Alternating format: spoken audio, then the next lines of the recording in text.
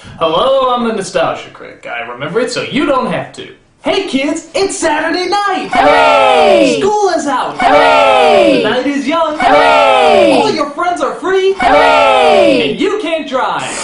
But thank God Nickelodeon's got you covered. For every Saturday night, Nickelodeon was kind enough to give us SNICK. SNICK was a gathering of some of Nickelodeon's most popular shows, along with a few new ones, that would air every single Saturday night. Their symbol was an orange couch that was so tacky for any homeowner to take in that they left it outside.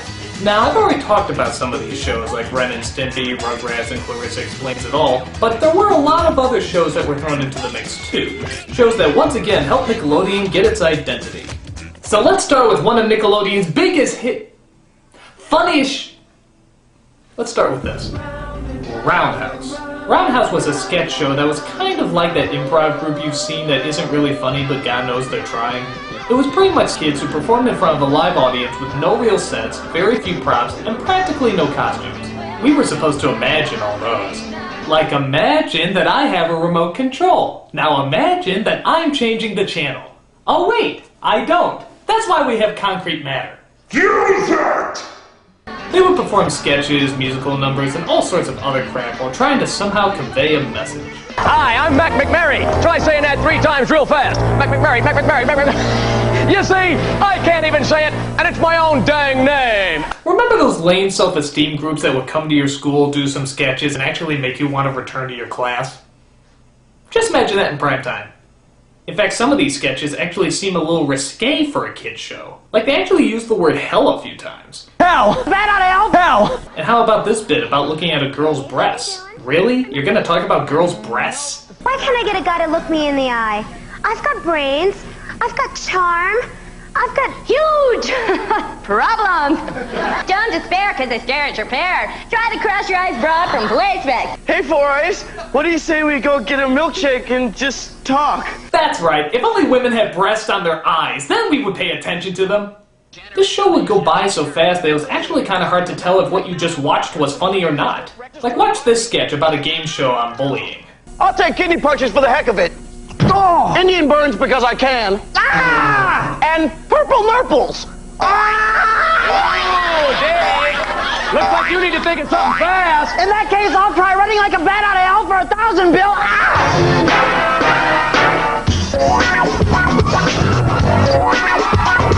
Dancing? Hi, why are we dancing? I mean, what the hell? It's like they ran out of punchlines, so they just decided to dance. Oh no, I have no segue. What should I do? Dance, you fool, dance! Quick, bring in the interpretive dancing mimes to help him out. And speaking of songs, how come every song in this show sounds like bad Christian rock music? I know that I can find a friend. Everyone's got a mission in life, and this is mine. Nah, I take it back. Even Christian rock music isn't that bad. Everything electronic in the whole house is off. Well, what do we do now? Well, I guess we could talk to each other.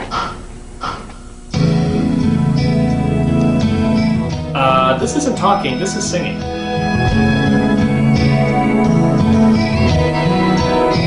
Talk to me. Oh, okay. Well, how about that war in Iraq? I personally think that we... Oh, that was just part of the song. I'm sorry. You have no interest in me at all. Sorry. And talk to me. Shut the fuck up. Alright, this show is freaking me out. How about we take a look at something that isn't the least bit scary? Are You Afraid of the Dark? Though not particularly frightening, Are You Afraid of the Dark was, well, not particularly frightening. I guess it was trying to be like a kid-friendly version of Tales from the Crypt, but even then, the only scary part about that was the Crypt Keeper's puns. I've heard of giving someone the finger, but this is ridiculous!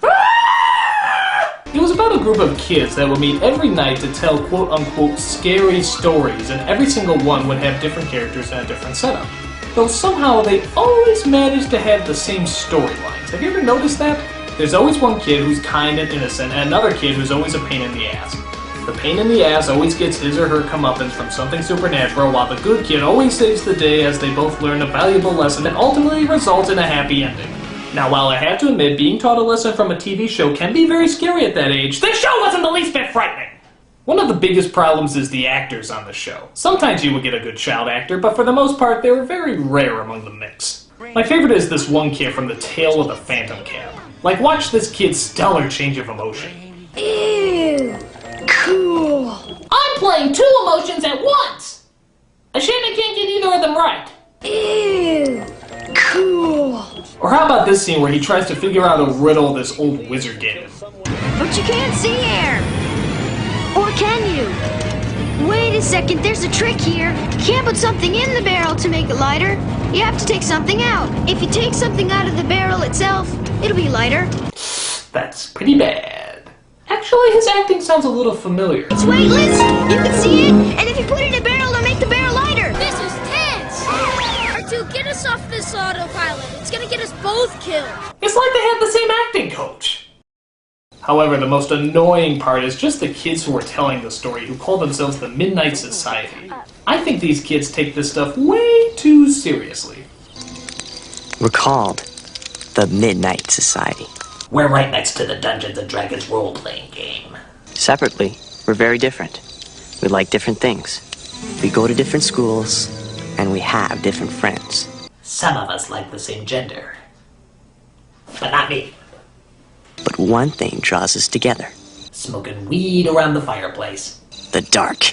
And smoking weed around the fireplace. This is a warning to all who join us. You're going to leave the comfort of the light and step into the world of the supernatural. We play Magic the Gathering, bitches! What? Okay, what's with the blindfold? Yeah, what's with the blindfold? This meeting place is secret? Yeah, and you're not in yet. There are people who would kill their unborn babies to find this location! Who sponsors Frank? We have sponsors? I do. He's a good guy. Yeah, but can he tell a good story? Who said that? Who dares question my storytelling abilities, huh? So the person tells his story, and at the end they have a vote as to whether or not he should be allowed in this most sacred of bullshit societies. And now the vote. Thumbs up means Frank's in, thumbs down he's not. And it has to be unanimous. Hey, is this really necessary? I mean, couldn't we just say whether or not we like the story? I mean, it'd go a lot faster. You don't understand the rules of this society. Without these rules, this whole organization would fall apart! Yeah, about that too. Do we really have to be so official all the time? I mean, can't we just, I don't know, eat some snacks, drink some beer, maybe tell a story, you know, do stuff that kids are supposed to do? I don't think you're a team player anymore, kid. Do I have to unleash the rabid, crotch-biting wildebeest again? No, I'm cool. Just, God, don't release that thing. Good! So like I said, thumbs up. Kiki? Betty Ann? Kristen? Eric? Simon. Dreadful. I also like the fact that before every story they throw magic dust on the fire that somehow makes the title appear. I guess it's just magic credit dust or something. Actually, I always thought that stuff was cocaine, and that's why the kids kept coming back all the time. But I will give it this, it was at least entertaining. I mean, sure it was campy, but a lot of it was creative, and it did often keep my interest until the end of the show. So I guess that's something. And I guess for really, really young kids, it was a decent enough show. But enough of all that, let's move on to all that! All that meaning all that entails, but all that the TV series that was in fact all that and a bag of chips. But all that you know already because all of that... Alright, this joke is dead. As if Nick didn't have enough sketch shows, we were given all of that. A very hit-and-miss comedy that actually had a cast that was half African-American. And I gotta admit, that was pretty damn cool. But In Living Color had mostly African-American. Racist. Though it is funny, because when you look at the show about 10 years later, wow, look how whitened up it became! It's like a plain black coffee turning into a latte and then just giving up and turning into milk. How delightfully sickening. But oh well, we were there at the start with the original characters and sketches. Like the two old guys who look like Don King and Uncle Remus. Excuse me, guys, could you keep it down a little bit? Cleveland, did you hear what that man said to us? He must be the president of the audience or something. Or the Good Burger Kid, who seemed to encompass all the Teenage Mutant Ninja Turtles in just one voice. Welcome to Good Burger, home of the Good Burger. Can I take your order? Or how about Cheese Police, the foreign guy, or Ear Boy. Alright, some of these characters did seem like satires of satires, but they weren't all like that. Some of them were pretty good, Like, I love the librarian who would always try to keep peace and quiet in the library by yelling at the top of her lungs. Quiet! This is a library! That's funny enough, but then she proceeds to yell on the phone, eat chips, play the drums, and even do some construction work. That's actually pretty funny. I also like learning French with Pierre, where he taught you phrases that made you sound like you have no idea how to speak French. Plus, you have to give them credit on the best Ross Perot impression ever done in the history of comedy, performed by a little girl with rubber ears. You let me finish. Am I eucalyptus tree or can't I finish? Right on the crooked prosthetic nose. I got $4 billion, so listen up. Wow, right down to the fact that he thinks he actually has money. How delightfully perceptive. And speaking of impressions, here's a weird little coincidence. Kenan Thompson, who would go on to do Bill Cosby on Saturday Night Live, is actually doing Bill Cosby here as a little kid. Then you go grab a permanent marker and proceed to write her name on the forehead. He grew into it. Now, like I said, this show was hit and miss, so there were certainly a lot of sketches that weren't that funny, too. Like, I never thought the Vital Information sketch was funny, but obviously the writers thought it was, because they used it all the friggin' time. If you're standing in a line, it's rude to keep turning to the person behind you and saying, I'm in front of you, I'm still in front of you, I am! Here's another one. When writing a sketch, don't assume that things are funny because you scream it. Because it's not. If little Miss Muffet sits on your tuffet, say, hey, Miss Muffet, get your butt off my tuffet! Can you believe those silly writers thinking something is funny simply because you scream it? Screaming in every other sentence is not funny. It is loud and annoying. And anyone who does it should be shot, unshot, and given a bag of money. How about some lounge music? Yeah, that's nice. Some sketches were stupid, but we still found them funny. Like, how about the old man who would scream out the window just telling things to shut up? Stop it! Stop it! I'm so screaming! Stop it, you birdie birds! I'm so screaming! I say stop! And then out of nowhere, whatever he was yelling at would suddenly attack him. That's so stupid, but for some reason it always made me laugh. A lot of the show was like that. For all its problems, all that certainly knew how to keep us entertained and always keep us coming back. Now, I stopped watching SNICK around this point, but there's two other shows I gotta talk about simply because everybody says I gotta talk about them. One of the shows was Kablam, kind of like a cartoon sketch show that used a variety of different animation.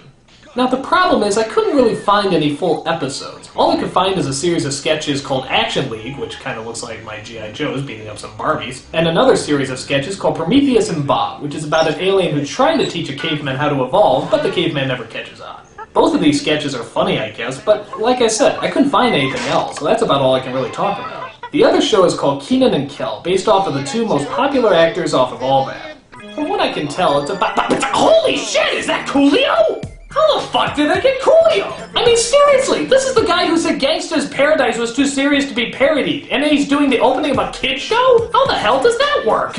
Yeah, well, you know, I was hesitant at first, but then I started watching the show All That, and I saw these boys really knew what it was like to suffer. Because Lord knows I suffered through a lot of them Good Burger sketches, and they know all about pain, boy. They know all about pain. Represent. So I took a look at a special TV movie they made called Two Heads Are Better Than None, which is about Kenan's family going on vacation as his best friend Kel tags along. And from what I could gather, it wasn't that bad. It was kind of hit and miss like All That, though. Like when they want to sit around the campfire and tell ghost stories. When the bread popped out of the toaster, no one knew what to put on it. He said let's tell ghost stories, not toast stories. Hey, as long as there's no Midnight Society involved, I don't care what shitty jokes they tell. Their comedy is pretty customary. Kenan is the cynical smart one, while Kel is the energetic dumb one. Yeah, I haven't seen that before. 11 bottles of orange soda on the wall. What, that's it? You just gonna stop at 11? You mean we had to sit through 1 million bottles of orange soda on the wall, and you just gonna stop at 11? You're not even gonna finish? Yeah, I'm tired of that song. I'm back! Also, what is up with Kenan's hair in this? He looks like one of those Black Cabbage Patch Kids. What, was that just the style then? Oh look, the fire's dying down. Maybe I should go get some more wood for it. Actually, Actually, Keenan's starting to sound a little familiar to me, too. Yeah, because I'm not scared. I just want to get to my word because it's flaming. No, I never thought he sounded like any Keenan Thompson. I always thought he sounded like Bill Murray from Candy Shack.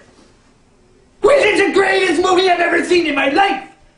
Well, even though it wasn't really anything new, I guess Kenan and Kel was harmless enough. I mean, where else can you see people dancing to a ludicrous song being performed by a piano-playing monkey? Well, okay, that one episode of The View, but I don't think that counts. So that's about all I gotta say about SNICK. It was fun, goofy, and an enjoyable way to spend your Saturday night before you discover booze and how to break the law. Sorry I couldn't be more detailed, but most of the shows I already went over in the last 2 episodes, and everything else I was too old for. But hey, next week we're gonna be tackling my favorite Nickelodeon subject, Nickelodeon game shows. That's right, we're gonna be going over all your favorites, like Guts. Oh, we couldn't find any good videos for Guts? Well, okay, we'll be going over other shows like Wild and Crazy Kids. Oh, no good quality videos for that either. Okay, well, what game shows do we have? Double Dare? That's it? I already did Double Dare, you miserable pile of splooge! I can't do it again! Great, so I have no high-quality videos to do the Nickelodeon game shows with. That's just wonderful. How am I supposed to end Nickelodeon month? I can't just stop in the middle. Come on, give me something, anything. I'll take the worst thing that Nickelodeon has ever produced. The absolute worst. Anything. I don't care how bad it is. The horrible, terrifying thing that Nickelodeon has ever unleashed. Because I can take it.